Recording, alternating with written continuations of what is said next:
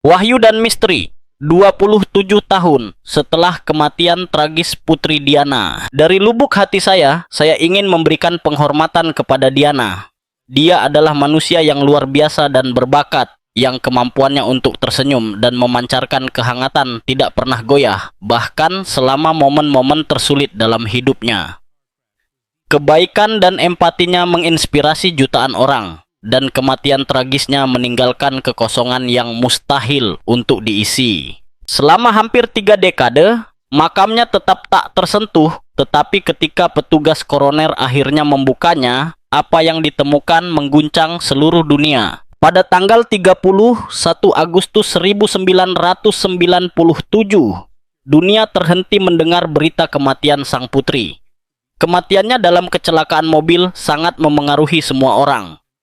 Investigasi awal menyimpulkan bahwa penyebabnya adalah pengemudi yang mabuk yang kehilangan kendali atas kendaraan. Tetapi pertanyaan tentang detail hari yang menentukan itu tidak pernah berhenti. Versi resmi, meskipun diterima secara luas, tidak pernah sepenuhnya memuaskan mereka yang mengagumi Diana. Baru-baru ini, berita muncul bahwa tim forensik membuka makamnya karena kekhawatiran struktural. Kuburan tersebut terletak di sebuah pulau kecil yang sepenuhnya dikelilingi air di dalam kawasan Altor Park.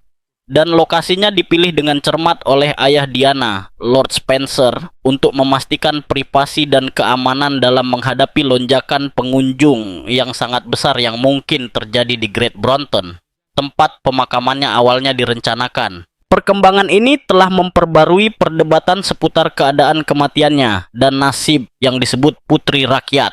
Penjelasan resmi menunjukkan kecelakaan yang melibatkan limusin Mercedesnya yang dikemudikan oleh Henry Paul, seorang karyawan Ritz di Paris yang berada di bawah pengaruh alkohol dan narkoba dan melaju dengan kecepatan tinggi melalui terowongan Pont de l'Alma. Namun, ketidakpercayaan publik telah menyebabkan munculnya teori alternatif, inkonsistensi, dan klaim yang menantang narasi resmi. Salah satu yang paling mengejutkan datang dari Muhammad Al-Fayed, ayah Dodi Fayed, yang mengklaim bahwa Diana sedang mengandung anaknya dan bahwa mereka berencana untuk menikah. Menurutnya, keluarga kerajaan, terutama Pangeran Philip dan Pangeran Charles, sangat menentang pernikahan ini dan hal ini diduga memicu plot jahat untuk mencegah pernikahan tersebut. Tuduhan Al-Fayed juga mencakup tokoh-tokoh terkemuka seperti Tony Blair, mantan Perdana Menteri Inggris, perwira tinggi kepolisian metropolitan, saudara perempuan Diana, Sarah McCorquodale, dan bahkan Badan Intelijen Internasional. Ia mengklaim ada konspirasi yang melibatkan anggota keluarga kerajaan, pejabat pemerintah, dan badan intelijen yang berupaya mencegah Diana menikah dengan Dodi. Proses pembalseman putri tersebut juga memicu rumor. Beberapa orang menduga prosesnya dipercepat untuk mencegah tes kehamilan. Namun, Operasi Padet, sebuah investigasi menyeluruh, memeriksa sampel darah dari lokasi kecelakaan dan tidak menemukan jejak hormon yang terkait dengan kehamilan. Hal ini menghilangkan beberapa spekulasi, meskipun misteri tersebut terus menimbulkan perdebatan di antara para penganut teori konspirasi. Elemen lain yang memicu keraguan adalah munculnya surat yang ditulis sendiri oleh Diana kepada kepala pelayannya, Paul Burrell, pada Oktober 1996. 2 bulan setelah perceraiannya dengan Pangeran Charles. Surat itu mencerminkan keadaan pikiran yang sangat rentan dan paranoid. Diana mengungkapkan kerinduannya akan kasih sayang, kesulitan hidupnya saat itu, dan mengisyaratkan dugaan kecelakaan yang direkayasa agar Charles dapat menikah lagi. Dokumen ini, yang otentik dan dirahasiakan oleh Burrell selama bertahun-tahun, cukup untuk memperkuat teori-teori mereka yang meragukan versi resmi. Terlepas dari kekhawatiran ini, Operasi Padet menyimpulkan bahwa tidak ada bukti yang kredibel untuk mendukung gagasan pembunuhan yang direncanakan. Kematian Diana, meskipun diselimuti misteri dan rumor yang terus-menerus, secara resmi tetap diklasifikasikan sebagai kecelakaan mobil yang tragis. Malam tanggal 31 Agustus 1997 menandai salah satu episode tergelap dan paling berkesan dalam sejarah kontemporer. Berita kematian Putri Diana, sosok yang dicintai dan dikagumi di seluruh dunia, mengguncang jutaan orang di seluruh dunia. Senyumnya, empatinya, dan kerja kemanusiaannya yang tak kenal lelah telah memenangkan hati banyak orang, dan kepergiannya yang tiba-tiba menimbulkan campuran ketidakpercayaan dan kesedihan yang mendalam. Tragedi itu bukan sekadar kecelakaan mobil. Tragedi itu memunculkan teori konspirasi yang masih ada hingga saat ini. Dalam wawancara BBC-nya yang terkenal pada tahun 1995, Diana secara terbuka mengaku merasa terancam oleh keluarga kerajaan. Kata-katanya, meskipun mengerikan, bukanlah bukti konspirasi, tetapi menabur keraguan tentang perlindungan dan niat sebenarnya dari mereka yang kepadanya ia berutang kesetiaan. Bertahun-tahun kemudian, keadaan kematiannya terus memicu kecurigaan dan spekulasi, meninggalkan aura misteri yang masih memikat para peneliti dan orang-orang yang ingin tahu. Salah satu landasan teori-teori ini berpusat pada Henry Paul, pengemudi pada malam yang naas itu. Beberapa pihak berpendapat bahwa Paul bukan sekadar karyawan Hotel Ritz di Paris, melainkan agen rahasia yang terkait dengan Dinas Intelijen Inggris MI6. Richard Tomlinson, mantan agen dari organisasi yang sama, mengklaim telah melihat dokumen yang menghubungkan Paul dengan badan tersebut dan mencatat bahwa ia menghilang selama 2 atau 3 jam sebelum kecelakaan, menunjukkan adanya pertemuan rahasia atau penerimaan perintah akhir. Lebih jauh lagi, perbedaan antara gajinya yang hanya 35.000 dolar Amerika Serikat per tahun dan 250.000 dolar Amerika Serikat yang ada di rekening banknya memicu spekulasi tentang kemungkinan pembayaran atas perannya dalam dugaan konspirasi. Namun, investigasi resmi seperti Operasi Padet menganalisis keuangan Paul dan tidak menemukan hubungan langsung dengan badan intelijen manapun. Para penyelidik menyimpulkan bahwa kekayaannya tidak terkait dengan konspirasi dan bahwa ia tidak memiliki sarana untuk melakukan pembunuhan. Terlepas dari temuan ini, pertanyaan itu tetap ada dalam ingatan kolektif. Mungkinkah MI6 memainkan peran tersembunyi dalam kecelakaan Diana? Analisis terhadap kendaraan sang putri mengungkapkan bahwa Mercedes yang ditumpanginya bertabrakan dengan Fiat Uno putih, meninggalkan jejak cat pada bodi mobil. Polisi Prancis meluncurkan penyelidikan yang tidak berhasil untuk menemukan mobil tersebut. Beberapa saksi mengklaim telah melihatnya keluar dari terowongan, dan Muhammad Al-Pied menyatakan bahwa kendaraan ini digunakan oleh MI6 untuk menyebabkan Mercedes berbelok dan menabrak tembok. Menurut Al-Pied, Fiat tersebut milik seorang fotografer Prancis, Jean-Paul James Anderson, yang diduga juga terkait dengan MI6 yang telah memotret Diana di vilanya di Saint-Tropez. Anderson ditemukan tewas di dalam mobilnya pada tahun 2000, dan meskipun pihak berwenang menyatakan itu sebagai bunuh diri, beberapa orang percaya kematiannya terkait dengan kecelakaan Diana yang menunjukkan adanya upaya menutup-nutupi. Kesaksian lain yang memicu kontroversi adalah kesaksian François Listria yang mengemudi di depan kendaraan Diana di terowongan.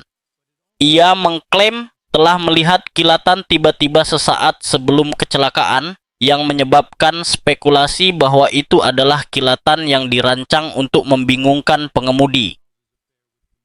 Tomlinson mendukung teori ini dengan mencatat bahwa teknik kilatan cahaya adalah bagian dari pelatihan MI6 untuk serangan yang ditargetkan. Namun, istri Listria membantah pernyataannya, dan Operasi Padet menyimpulkan bahwa tidak terjadi kilatan cahaya. Di sisi lain, investigasi independen Prancis menentukan bahwa Henry Paul mengemudi dengan kecepatan tinggi di bawah pengaruh alkohol dan obat resep yang akan sangat mengganggu kemampuannya untuk bereaksi. Trevor Rhys-Jones, satu-satunya korban selamat dari kecelakaan dan pengawal Diana, menguatkan bahwa tidak satu pun penumpang mengenakan sabuk pengaman yang meningkatkan tingkat keparahan benturan. Bukti menunjukkan bahwa kombinasi mengemudi sembrono, kecepatan berlebihan, dan pengejaran paparazzi menciptakan skenario berisiko tinggi yang berakhir dengan tragedi. Pada dini hari tanggal 31 Agustus 1997, dunia seakan berhenti. Setelah kecelakaan mobil di terowongan Pontalma di Paris, kehidupan Diana, Putri Wales, berakhir meninggalkan kekosongan yang mendalam di hati jutaan orang di seluruh dunia. Berita itu menyebar dengan cepat, detail yang membingungkan dan kacau dirangkai oleh media yang mencoba merekonstruksi malam ketika putri muda itu kehilangan nyawanya. Pada malam yang sama, Diana makan malam bersama temannya Dodi Al-Fayed di hotel mewah Ritz Paris, milik ayah Dodi, Muhammad Al-Fayed. Berusaha menghindari gangguan terus-menerus dari paparazzi, mereka memilih untuk keluar melalui pintu belakang sekitar tengah malam, berharap dapat sampai ke rumah Dodi tanpa terdeteksi. Pengemudi Mercedes hitam, Henry Paul, kepala keamanan hotel, telah mengonsumsi alkohol sebelum mengemudi, sebuah fakta yang menjadi bukti kunci selama penyelidikan kecelakaan. Saat melaju dengan kecepatan tinggi, mereka dikejar oleh fotografer yang mengendarai sepeda motor. Saat memasuki terowongan Pontalma, kendaraan tersebut menabrak pilar ke-13. Tabrakan itu sangat dahsyat. Saksi mata menggambarkan deru logam yang bengkok dan keheningan mencekam yang menyelimuti area tersebut. Ya, layanan darurat tiba dengan cepat. Diana masih hidup. Ya, masih hidup.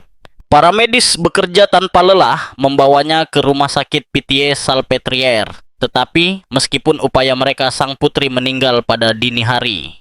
Dampak emosionalnya langsung terasa. Orang-orang berkumpul di luar istana Kensington, meninggalkan bunga, lilin, dan pesan belasungkawa. Jalan-jalan di London dipenuhi orang-orang yang berjuang untuk memahami kehilangan tersebut. Sementara itu, keluarga kerajaan tetap berada di Balmoral, Skotlandia, dalam masa berkabung pribadi yang menimbulkan frustrasi publik karena keheningan mereka. Hanya setelah tekanan yang meningkat, Ratu Elizabeth II menyampaikan pidato kepada bangsa melalui siaran televisi yang bagi banyak orang datang terlambat dan tidak memadai. Pemakaman Diana pada 6 September 1997 adalah peristiwa bersejarah yang disaksikan oleh sekitar 2,5 miliar orang di seluruh dunia. Salah satu momen yang paling memilukan adalah melihat kedua putranya, Pangeran William dan Pangeran Harry, berjalan di belakang peti mati menuju Westminster Abbey. Sang putri yang telah mendedikasikan hidupnya untuk kemanusiaan dan pelayanan publik dan yang telah banyak menderita dimakamkan dalam sebuah peristiwa duka cita kolektif yang belum pernah terjadi sebelumnya. Keluarga Spencer membuat keputusan penting mengenai tempat peristirahatan terakhirnya.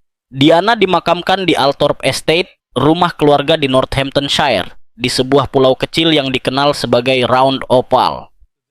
Upacara tersebut sangat tertutup, dimaksudkan untuk melindungi makamnya dari pengawasan publik dan menjaga tempat yang damai bagi orang-orang yang dicintainya. Selama bertahun-tahun, muncul rumor dan pertanyaan tentang pemeliharaan situs dan perubahan yang dilakukan setelah akses publik dibatasi, tetapi keluarga tetap teguh dalam melestarikan tempat tersebut sebagai tempat perlindungan bagi kenangan intim Diana. Bahkan setelah kematiannya, kehidupan Diana tetap menjadi sumber daya tarik, terutama pernikahannya dengan Pangeran Charles, pewaris takhta Inggris. Lady Diana Spencer baru berusia 20 tahun ketika ia menikah dengan Charles pada Juli 1981 dalam sebuah upacara yang disaksikan oleh sekitar 750 juta pemirsa televisi dan tampak seperti dongeng. Seorang pengantin wanita yang berseri-seri turun dari kereta kuda, mengenakan gaun tapeta gading yang menakjubkan, dan seorang pangeran menunggu di altar. Namun, di balik kemegahan dan kemewahan itu, keretakan sudah mulai muncul dalam hubungan mereka. Selama wawancara pertunangan, ketika Charles ditanya apakah ia mencintai Diana, ia menjawab dengan ragu-ragu. Apapun arti jatuh cinta, sebuah indikasi awal dari kompleksitas hubungan mereka. Charles, yang terpecah antara keinginan keluarga kerajaan dan cintanya kepada Camilla Parker Bowles, membangkitkan perasaan ketidakpastian dan pengkhianatan dalam diri Diana. Penemuan-penemuan seperti gelang yang dibeli Charles untuk Camilla dengan inisialnya dan hadiah-hadiah lain yang ditujukan untuk wanita lain memicu rasa sakit dan kecemburuan dalam diri Diana sampai-sampai ia mempertimbangkan untuk membatalkan pernikahan. Ayahnya lah, Earl Spencer, yang meyakinkannya untuk melanjutkan pernikahan karena takut akan skandal yang akan ditimbulkan oleh penundaan tersebut. Beberapa bulan sebelum pernikahan, pada Maret 1981, Charles melakukan perjalanan selama 5 minggu ke Australia dan Selandia Baru. Diana terlihat menangis di bandara, bukan karena kepergiannya, tetapi karena panggilan telepon yang dilakukan Charles dengan Camilla sebelum berangkat. Episode ini mengungkapkan sejak awal kerapuhan pernikahan mereka.